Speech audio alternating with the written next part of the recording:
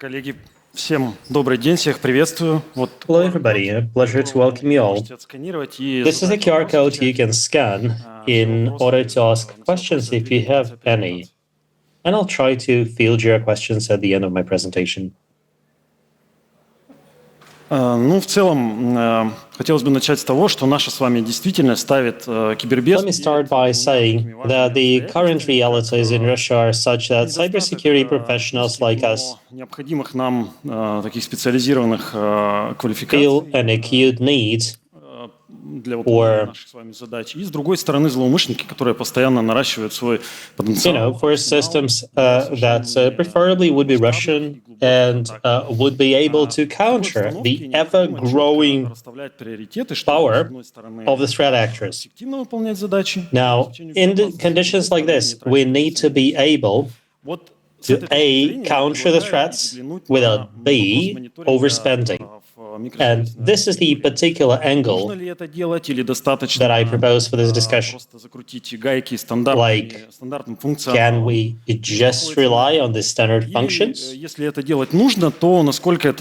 do we need to do anything extra? And should we, in fact, establish a whole threat research team and hire lots of people? And as a head of a commercial SOC, I know the answer to this question. I believe that, monitoring is a great thing, and you gotta, put more people on the monitoring team. But I understand that the reality of some clients is different. Now, let me ask you, if you actually do any monitoring for Docker or Kubernetes environment. I just, want to see what the situation is like. It's a shame I can't see many of you because of the lighting, but it appears that, most people don't have it. And even those who have, I think that even you guys are going to benefit from my presentation because, well, at least it can be seen as further evidence that you're doing the right thing. My name is Konstantin Mushovets. I've been working in the InfoSec industry for the past 14 years, and I've looked at those issues from both sides. I started out being an internal security person, and after that I worked at a systems integrator, and now I'm a sales and marketing director in a cybersecurity service provider. I should probably start by saying that available to operators are numerous recommendations and models for building a hardening base. There are CIS benchmarks, and there are also numerous tools specialized that can be used for compliance purposes as well as vuln identification purposes. So that's KubeHunter, KubeScape, KubeAudit, KubeBench. So you have the standards, you have the tools. What could potentially go wrong? Now let's look at statistics. Wiz, which is in the business of security for cloud solutions, ran this study last year. They published their findings as they looked in particular at the issue of security of Kubernetes. And their findings are quite disheartening because they show that the trend is true here, the same that would be true for all the other popular budding technologies. What I'm talking about is that security hardening is lagging well behind the development of the technology as such. So publicly available admin elements, such as kubelets, pose a threat in their own, and the level of criticality is high, and there are also default settings which should be removed and replaced right after you deploy the infrastructure. But does that really happen? Now, what do these misconfigurations lead to? Now, there is a Red Hat report dated 2023, which shows the results of incidents triggered in a Kubernetes environment, and the results are pretty bad. So they say that industrial processes get stalled, financial processes get stalled, reputational damage is inflicted, let alone financial losses. And you know what? Even if Kubernetes had been properly secured, it's such a dynamic environment, it is growing so fast that, there is still a very high probability that a critical vulnerability is missed, and therefore a perpetrator gets another chance to hack into your infrastructure. То есть вообще, в принципе, динамичность уязвимости, да, что их там появляется, So vulns are dynamic. сложно работать, характерно для любой информационной More and more emerge, and that would be characteristic of any information system. What's special here? Now let's look at the capabilities available to the threat actors. According to this Wiz report, at the start of attack stage, the threat actor can exploit lots and lots of common misconfigurations to assure primary access or to gain primary access. Now, for container technologies, MITRE ATT&CK suggests 3 TTPs for you to choose from.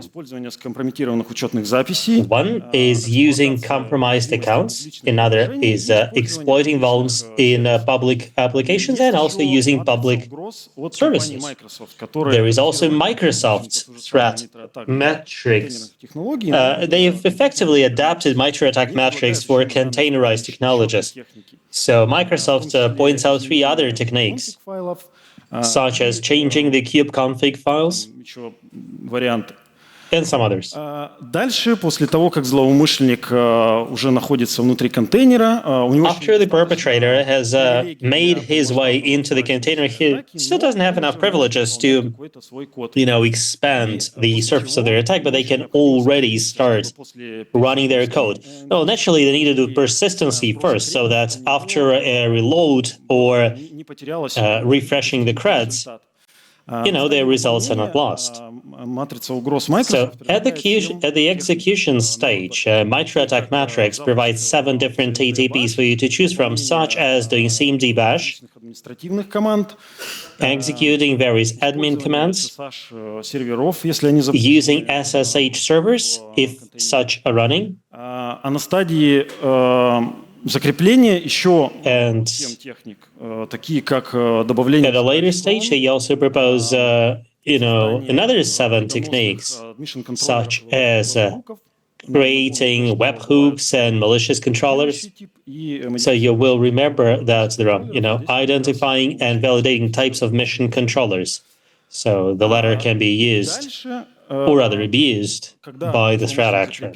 Now, once they've gotten hold of the system, they will want to escalate their privileges, do lat moves. And again, there are numerous chains events possible here, but what's most interesting for us is when they escape the container. Now, what's special here? In the case of classical virtualization, so you may have, say, a hypervisor emulating hardware.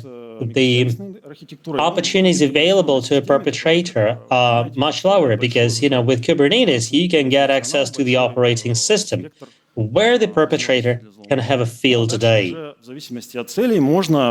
And, depending on their objectives, they can, for example, try to expand their influence over the whole cluster. Что же есть для мониторинга? То есть, what's available for monitoring? Подходы к мониторингу можно собирать. The 2 usual approaches to monitoring are like this. You can either collect the events using the standardized function of Kubernetes and then, identify alerts and whatever, or you can use specialized monitoring tools in order to send to the CM alerts, not events, thereby reducing the overall flow of data. Moreover, it can rely on its own kind of wealth of experience, so to speak. Examples here would include Falco, Tetragon, NewVector. All these guys are using their own pre-configured correlation rules. На примере, то есть можно там по матрице выбирать те техники, которые интересны для вас. Вот, например, so you can select the techniques that matter to you, following the metrics. Take, for example, exploiting vulns in publicly available software. This is where many attacks start. So you can use such means in order to control integrity, control for the integrity of the images that you're using in infrastructure to ensure that there is no malicious code injected, and you can also control for the traffic going towards public services.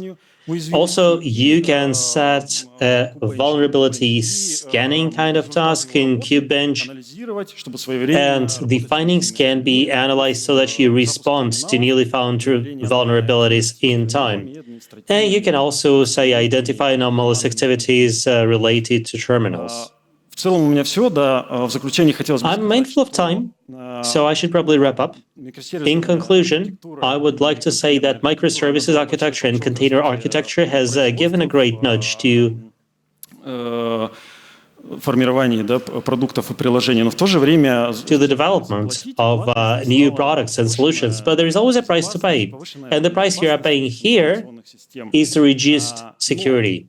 On the other hand, I hope it follows very clearly from my presentation that there are tools designed to harden your microservices-based infrastructure. So I do invite you to continue going towards containers and microservices.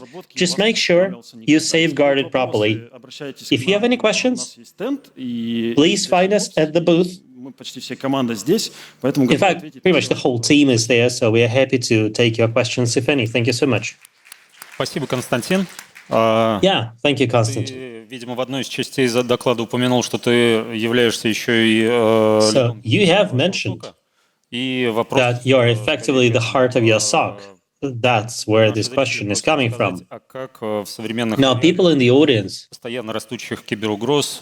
are wondering, how modern aggregators, given the ever-growing number of threats, are trying to reduce the SOC workload, well, by automating, obviously. So we need to analyze what the analysts are doing and implement some standardized solutions. I won't be able to tell you something you don't know. Now, we're using ML, but mostly to sort of support the morale of our analysts. Okay, thank you.